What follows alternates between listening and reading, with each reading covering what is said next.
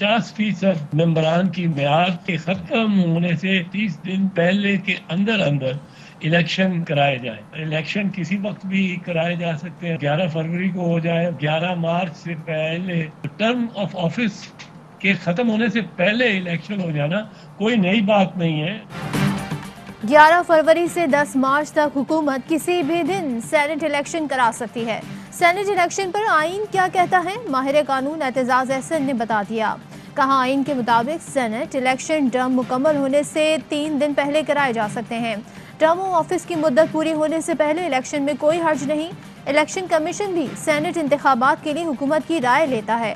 Opposition इस्तीफे देती है तो हुकूमत को साफ मैदान मिलेगा। बड़ी तादाद में इस्तीफों से हुकूमत पर दबाव पड़ सकता है। 400-500 नशिस्तों पर इंतखाब से हलचल मची जा सकती है। पीडीएम आंधी लाना चाहती है तो फरवरी से पहले इस्तीफे देना होंगे। आइन में भी मामलात वाजे। आर्टिकल 224 की शिक 3 के मुताबिक अरकान की मियाद खत्म होने की तारीख से 30 दिन के अंदर सेनेट इलेक्शन कराए जा सकते हैं।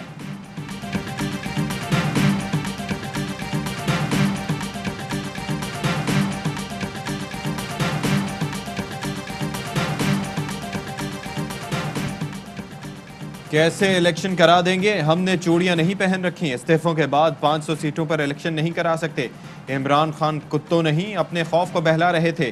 कुत्तों से खेलना अलग, कौमी इदारों से खेलना खतरनाक है। जो भी हथकंडे इस्तेमाल कर लें, घर तो आपको जाना ही पड़ेगा। मरियम नवाज की गोलाबारी। कहा, सेनेट इलेक्शन में शो ऑफ हैंड की मुखालिफ नहीं, ऑर्डिनेंस के जरिए आइन बुलडोज नहीं किया जा सकता। वजीर आजम ने किस हैसियत में सेनेट इलेक्शन का ऐलान किया? शो ऑफ हैंड के लिए आइन में तरमीम करना होगी। सुप्रीम कोर्ट आईनी तरमीम कर सकती है और ना ही कानून बना सकती है। कौम की नजरें सुप्रीम कोर्ट की तरफ हैं। नवाज शरीफ के पास मौजूद वीडियोस बेगुनाही का सबूत हैं। मियां साहब वक्त आने पर वीडियोस इस्तेमाल करेंगे। शहबाज शरीफ भी इस्तीफों के फैसले के साथ होंगे।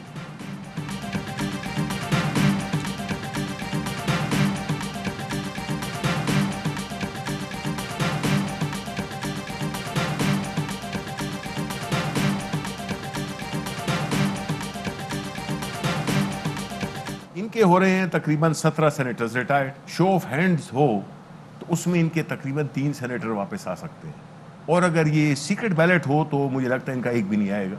तो इसलिए साफ छुपते भी नहीं, सामने आते भी नहीं। सेनेट इलेक्शन में नून लीग का सफाया हो जाएगा। इलेक्शन 1 माह पहले हो जाए तो क्या फर्क पड़ता है? वजीर इत्तलात शिबली फराज कहते हैं, ऑपोजिशन का एक ही मकसद है, सेनेट इलेक्शन ना हो। पहले ये खामोशी से कहते थे, अब खुलकर कह रहे हैं। फिरदौस आशिक अवान ने कहा, शाही महल में बैठकर राजकुमारी ने फिर झूठ के अंबार लगाए। इमरान खान से हसद और बुग़्ज़ में आवाम को गुमराह करने की कोशिश की। वजीर आजम शो ऑफ हैंड के जरिए आपकी छागा मांगा सियासत खत्म करने जा रहे हैं।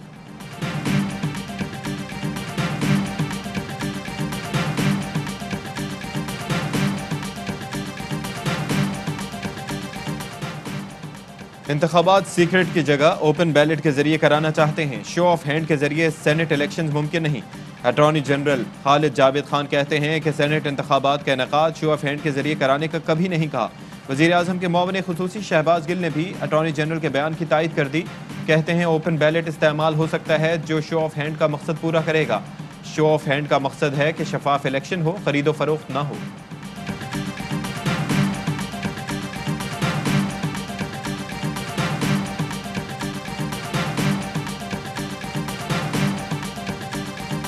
सेनेट तो मौज लगी हुई थी, अगर शो ऑफ हैंड हो गया फिर तो ये सारी एक इंडस्ट्री तबाह हो जाएगी। तबाह हो जाएगी। दुकान क्या जुमला आपने इस्तेमाल। ओपन बैलेट इमरान खान की स्मार्ट मूव है। ऑपोजिशन को गलत फहमी है कि खुफिया बैलेट से उनको वोट मिल सकते हैं। वजीर दाखिला शेख रशीद अहमद की प्रोग्राम 11th आवर में गुफ्तगू। कहा, शो ऑफ हैंड्स हो गया तो उनके अगले खर्चे निकलने वाले ख़त्म हो जाएंगे। ऑपोजिशन का वतीरा है इमरान खान की हर सूरत मुखालफत करनी है। दुनिया भर में जहाँ भी इलेक्शन हो रहे हैं वहाँ एतबार नहीं हो रहा। सेनेट में भी अक्सरियत मिलने के बाद इमरान खान तारीखी फैसले कर जाएगा। नदीम बाबर ने पेट्रोलियम मसनूआत पर जो वजाहत दी, उस पर काबीना में बहुत से लोग मुतमईन नहीं, मगर मैं मुतमईन हूँ।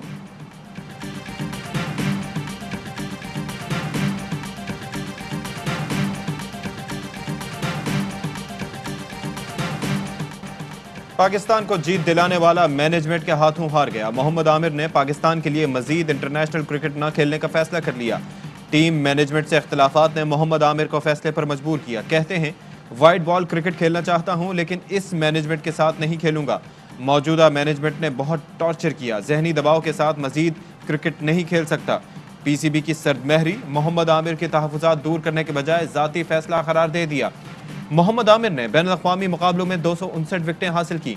चैंपियंस ट्रॉफी फाइनल में भारत के खिलाफ शानदार बॉलिंग और ऐसे कई स्पेल शायकीन के जहनों में ताज़ा।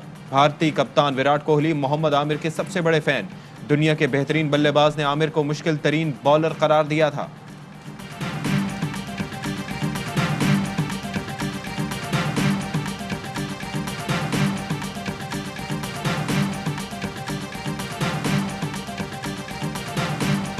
डिसीजन मोहम्मद आमिर का है, मैं समझता हूँ नहीं है फेवर में पाकिस्तान के लिए। ये कोई नया मसला नहीं है, ये बहुत ही पुराना मसला है। सीनियर क्रिकेटर्स के साथ रहा है, मेरे साथ भी रहा है और प्लेयरों के साथ भी रहा है, तो क्रिकेट बोर्ड भी थोड़ी सी जिम्मेदारी का मुजाहरा लाजमी किया करे।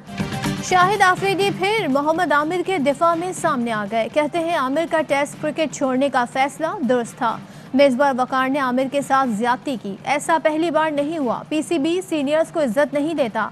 साबिक कप्तान की एवेन्यूज से खुसूसी गुफ्तगू। कहा आमिर का फैसला पाकिस्तान क्रिकेट के लिए नुकसानदेह है। मुश्किल वक्त आता है, हार नहीं माननी चाहिए। आमिर को मेरे अंडर दें, फिर देखें वो ग्राउंड में क्या कमाल करता है, उसे ज़ाया ना करें। साबिक फास्ट बॉलर शुएब अख्तर की पीसीबी से गुजारिश। आकिब जावेद ने कहा आमिर के टेस्ट क्रिकेट छोड़ने पर किसी को एतराज़ नहीं होना चाहिए था। सुहेल तनवीर का आमिर को हार ना मानने का मशवरा।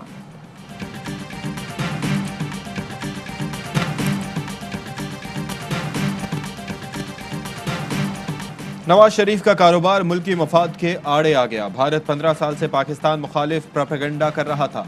डिसइंफो लैब ने भारतीय प्रोपेगेंडे का भांडा फोड़ा। वफाकी वजीर मुराद सईद के बाउंसर। कहा नवाज हुर्रियत रहनुमाओं के बजाय कारोबारी लोगों से मिले।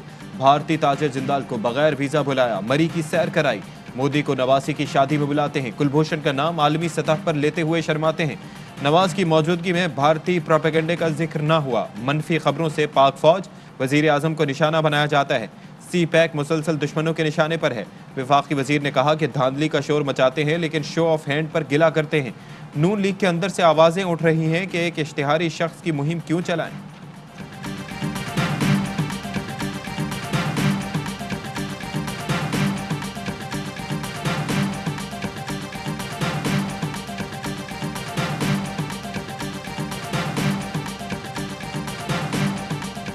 भारतीय वजीर आजम नरेंद्र मोदी का नवाज शरीफ को खत। नरेंद्र मोदी ने नवाज शरीफ से वालिदा के इंतकाल पर ताज़ियत की। खत में लिखा आपकी वालिदा के इंतकाल पर बहुत अफसोस हुआ। 2015 के मुख्तसर दौरे में आपकी वालिदा से भी मिला था। भारतीय हाई कमिश्नर ने 11 दिसंबर को ताज़ियती खत मरियम नवाज को भिजवाया था। भारतीय हाई कमिश्नर की ताज़ियती खत नवाज शरीफ तक पहुँचाने की दरख्वास्त।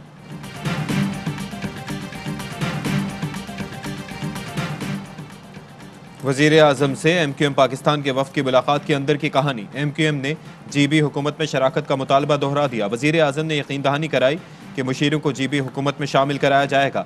ज़राए कहते हैं कि जल्द MQM गिलगित बल्तिस्तान हुकूमत का हिस्सा होगी। MQM ने सेनेट इलेक्शन में वजीर आजम को हिमायत की यकीन दहानी कराई। MQM ने याद दिलाया कि PTI के हक़ में उम्मीदवार दस्तबरदार कराए थे।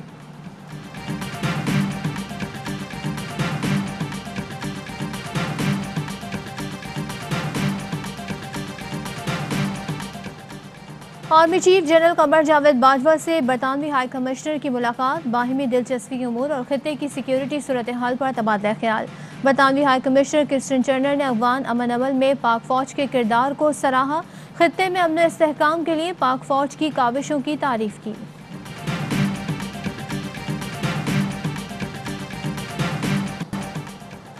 मुल्क में कोरोना से मजीद 71 अफराद चल बसे। 2500 से जायद नए केसेस रिपोर्ट। साबिक commander Karachi admiral retired Arifullah Hussaini corona के बायस इंतकाल कर गए। नेशनल बैंक के तर्जुमान और नायब सदर इब्न हसन और सीनियर सहाफ़ी तारिक महमूद भी ज़िंदगी की जंग हार गए। वज़ीर ज़राअत सिंध इस्माइल राहू कोरोना में मुब्तला। वज़ीर क़ानून फ़रूक नसीम कोरोना से सेहतियाब, टेस्ट नेगेटिव आ गया। कोरोना के बायस सिंध हुकूमत का सूबे के तमाम मदारिस में तालीमी सरगर्मियाँ फौरी बंद करने का हुक्म। कराची के ज़िला गरबी में 2 हफ्ते के लिए माइक्रो स्मार्ट लॉकडाउन नाफिज। 12 बजते ही पाबंदियों का इतलाक़ हो गया। नैब कारोबारी शख्सियात को अजियत दे रहा है। कौमी एहतसाब ब्यूरो के 27 अफराद सेनेट से रब्ता कर रहे हैं। Deputy chairman senate Salim Mandviwalla की प्रेस कॉन्फ्रेंस, कहा नैब के रवैये पर वजीर आजम, आर्मी चीफ और चीफ जस्टिस को खत लिख चुका। तमाम चैम्बर्स भी नैब ज़दा अफराद की मदद के लिए आगे आएँ।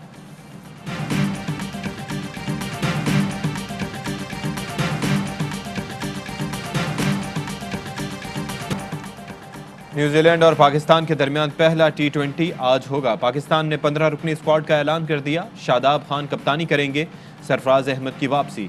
अब्दुल्ला शफीक, हैदर अली, खुशदिल शाह भी स्क्वाड का हिस्सा।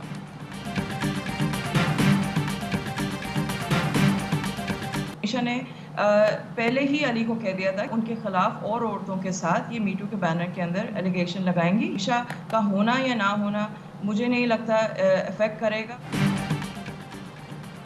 अली जफर का केस मजबूत है। मीशा शफी के ना आने से फर्क नहीं पड़ेगा। गुलकार अली जफर के वकील बैरिस्टर अमरीन कहती हैं कि मीशा ने अली को ट्वीट से पहले ही कहा था कि मी टू मुहिम चलाऊंगी।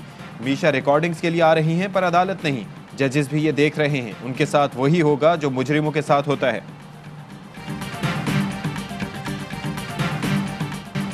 हाथ पाँव नहीं मगर तख्लीकी कुव्वत से माला माल। फैसलाबाद में माजुर मुसव्वरा आयशा की पेंटिंग्स की नुमाइश। आयशा अब तक 100 से ज़ायद पेंटिंग्स बना चुकी हैं। और पाकिस्तान में 1 तोला सोने की कीमत 1,13,178 हो गई। 1 ग्राम सोने की कीमत 9,703 रुपये 21 पैसे हो गई। 1 मिलीग्राम सोना 9 रुपये 70 पैसे का हो गया। UAE में 1 मिलीग्राम सोना 22 फिल्स का है।